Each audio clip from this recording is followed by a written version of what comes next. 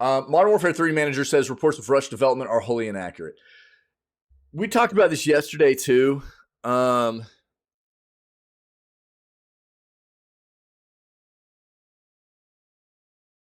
are you going to believe?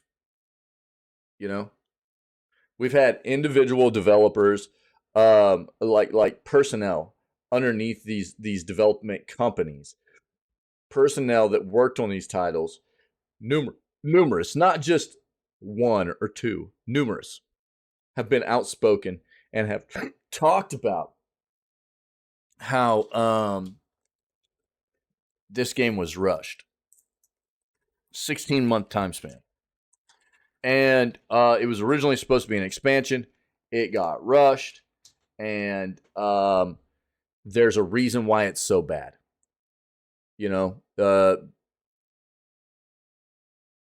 Quantity over quality, right? We see it happen all the time in the gaming industry. This is not going to be an exception here. I'm sorry, but I'm going to tend to side with believing the individuals that are underneath working on the project rather than, the people that are responsible for managing the project that come out afterwards and are trying to deny the allegations. So that the companies and the development companies and the publishers don't look bad. I mean, who are you going to believe? Why else would these individuals come out and be outspoken about this? They don't have anything to gain.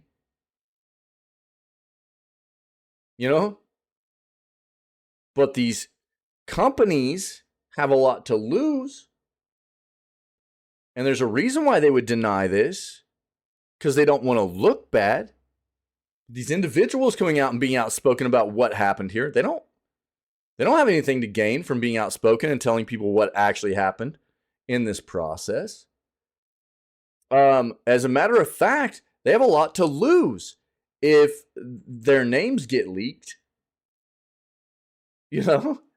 Potentially they could be in a lot of trouble. So, I'm sorry, but I'm not going to believe the manager and the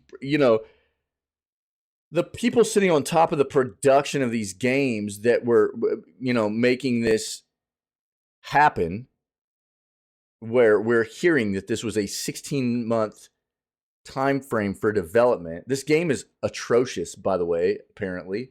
And it's the same thing I talk about all the time with very popular IPs, whether it be in the entertainment industry as a whole or in the gaming industry specifically. Push it out. It doesn't matter if it's good. It doesn't matter if it's finished. It says Call of Duty on it and people will buy it. It's trash. It sucks to see this kind of thing happen, man. But it's nothing new, is it? It says Star Wars on it. Push it out. Right? It says Star Wars. Star Wars Survivor. Right? Push it out. It's not finished. Who cares? Push it out. Says Star Wars. They'll buy it. It's balls. We know that. Whatever. Make the consumer pay the price.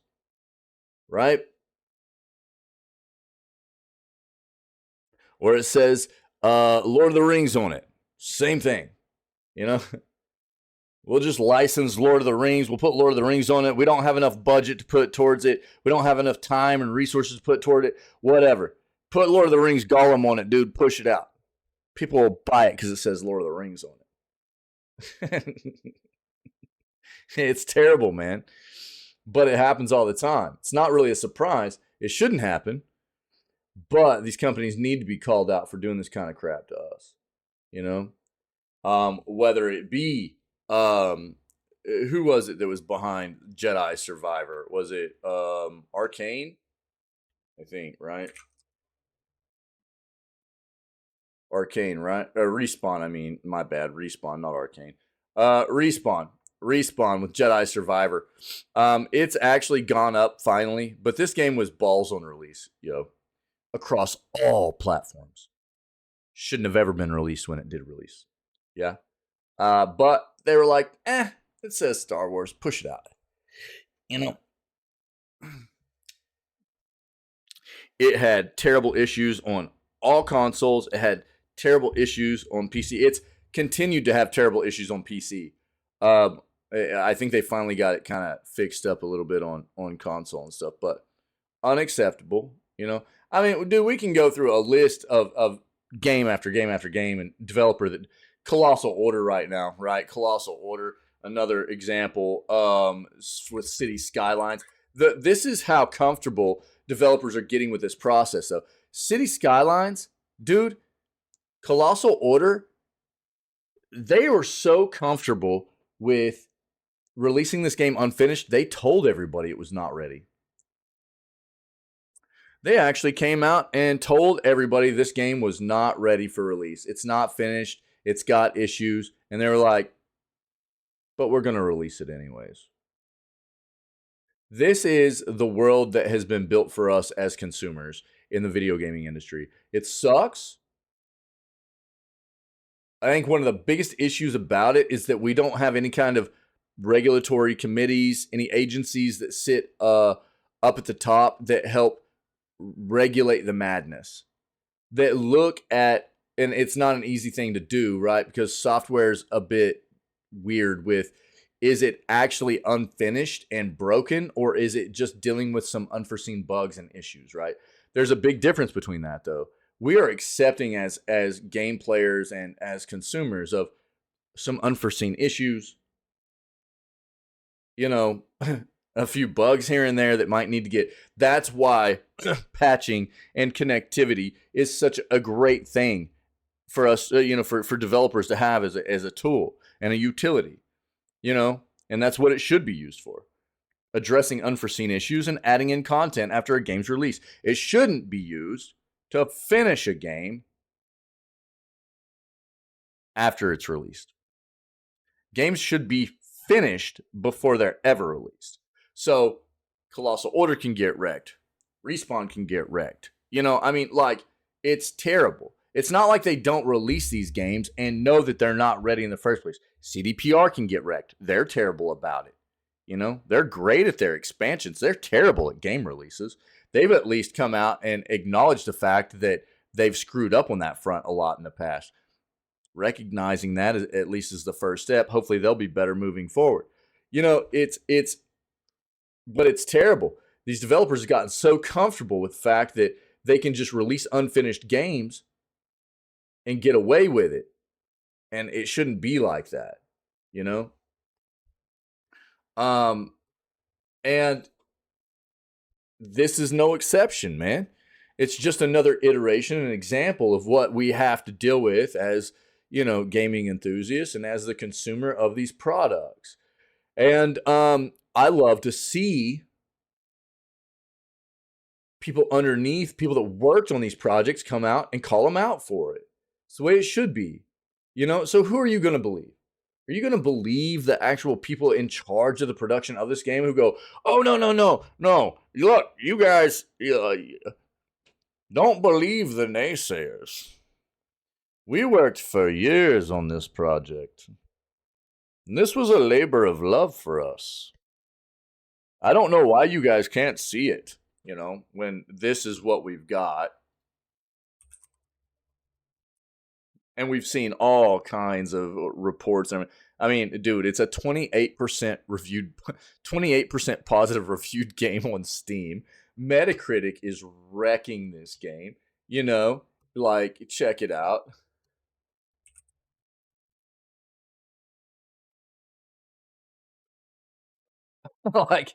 It really? I mean, you want us to believe that, and I'm not even getting into the consensus ideas in these reviews behind the fact that this game was not, they didn't take their time on this. They didn't develop this well. They didn't listen to community about the way this game should be developed. Things of that nature. You know what I mean?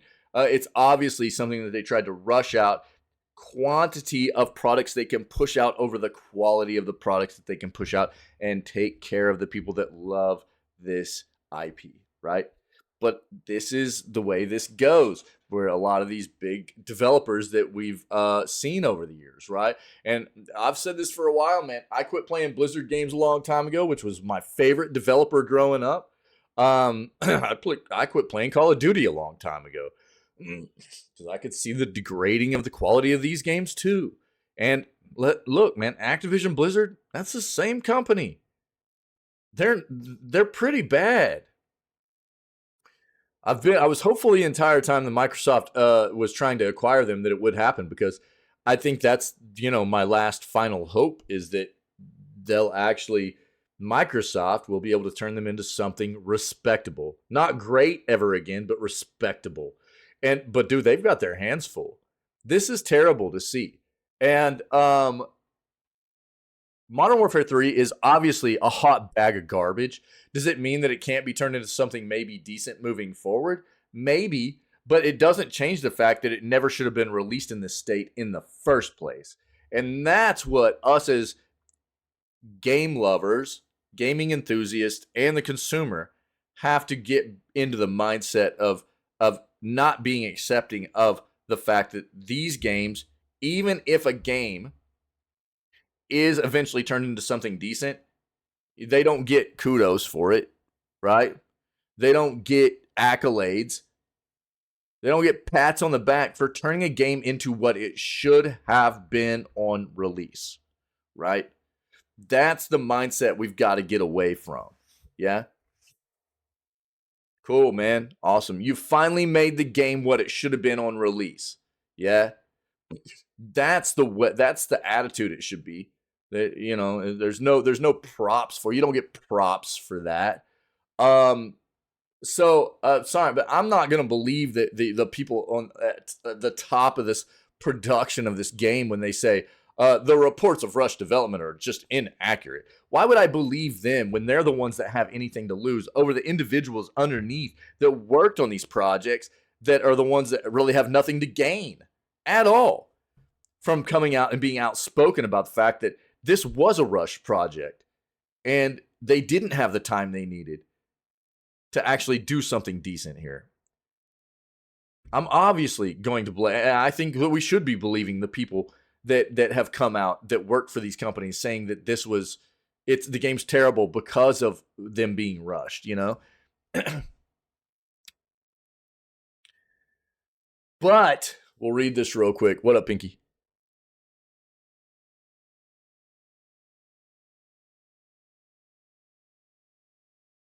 Wait, what?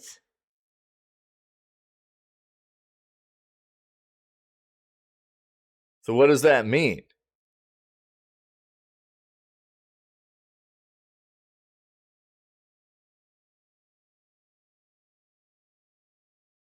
Are you guys just like closing early, or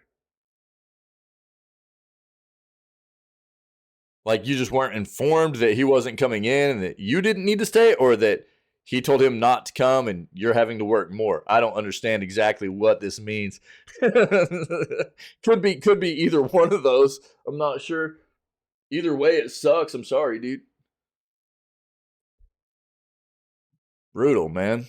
Gotta love the lack of communication there, dude. That sucks, man. Good day, by the way, buddy. Happy Monday. Bosses behind Call of Duty Modern Warfare 3 have denied allegations that the game's development was rushed, with staff having to work weekends and evenings to get it finished. Speaking of Bloomberg, late last week, General Manager of Call of Duty, Johanna Ferries, said that it was wholly inaccurate, that the game's development timeline was shortened. According to the same report, though, a majority of Modern Warfare 3 was developed in just 16 months, with most mainline Call of Duty titles taking closer to 3 years. Bloomberg went on to report that the game was originally pitched to staff at Sledgehammer as an expansion to last year's Modern Warfare 2, but it evolved into a full sequel during development to fill a gap in the release schedule left by the delay of another COD title. The report goes on to say that some Sledgehammer staff felt betrayed over the crunch after they were promised they wouldn't have to go through it again after Vanguard. A spokesperson for Activision Blizzard denied the claims, though, telling Bloomberg that Modern Warfare 3 was conceived as a premium game from the start. You know why? Because they've had too much internal mismanagement, and they've already been crushed for things like crunch culture and everything, that they are trying to deny that it's happening again. Yeah, I get that part. They told him he doesn't have to come in. Nobody told you. But does that mean that you have to like cover part of his shift or something? Or that you guys are just shutting down shop and now you'll be able to go home? That's what I was asking. Yeah. I don't quite understand exactly what the end game of this situation is going to be.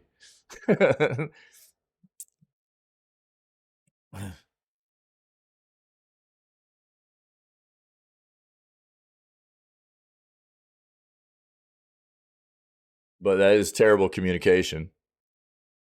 That sucks. Communication's key, dude. It really is. I truly believe that. The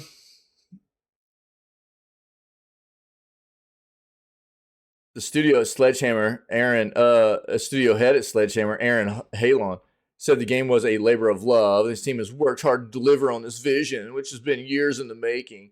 You can't tell me, dude, that the CEO, COO of Sledgehammer and Activision Blizzard's not telling the higher ups to like put these quotes out there. You know what I mean? Like, you guys need to deny this. You need to deny what these people are saying happened here. He wanted to say that team members may have been confused about Modern Warfare 3 being an expansion because the game is a new type of direct sequel to the previous game, with Modern Warfare 3 allowing players to transfer weapons and gear from 2022's Modern Warfare 2. Come on, man.